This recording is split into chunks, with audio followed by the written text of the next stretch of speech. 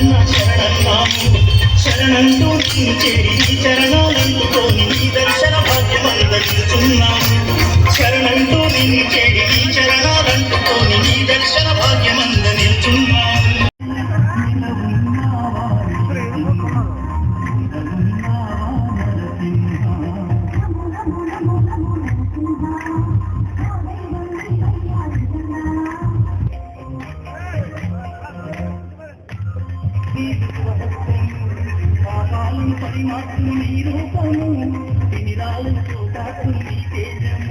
November 2 Gandhi జయంతి, లాల్ బహదూర్ శాస్త్రి గారి జయంతి.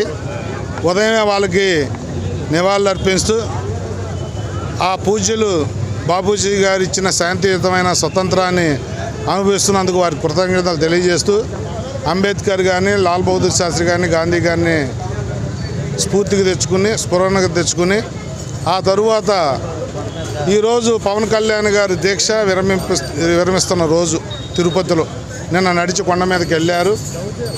మరి దానికి సంఘీభావంగా భక్తి శ్రద్ధలతో, భక్తి పాటలతో నగర సంకీర్తన చేశాం. ఏదైతే లౌకికవాదం కోసం, సర్వమాన సమానత్వం కోసం ఎవరికి అన్యాయం జరిగినా నేను ముందుంటాను, నేను వాళ్ళ తరఫున పోరాడతానని పవన్ కళ్యాణ్ గారు దీక్ష పూనారు. దానికి 13 రోజుల నుంచి మేము కూడా సంపూర్ణ మద్దతు తెలియజేస్తూ 13 రోజులు కార్యక్రమాలు చేశాం. రేపు కూడా భజన కార్యక్రమం ఉంది. ఆఖరి రోజు రేపు బహిరంగ సభ వారి తిరుపతిలో రేపటితో పరిసమాప్తం అవుతుంది. మరి ఏదైతే ఒక సంకల్పం తీసుకుని ఎవరికి అన్యాయం జరిగినా, ఏ మతానికి అన్యాయం జరిగినా, ఎవరికి ఇబ్బంది కలిగినా వాళ్ళ తరపున నేను మాట్లాడతాను, నేను ఉంటాను అని చెప్పి పవన్ కళ్యాణ్ గారు ఈ దీక్ష పూనారు. వారికి మద్దతుగా మేము కూడా ఈ కార్యక్రమాలు చేశాం.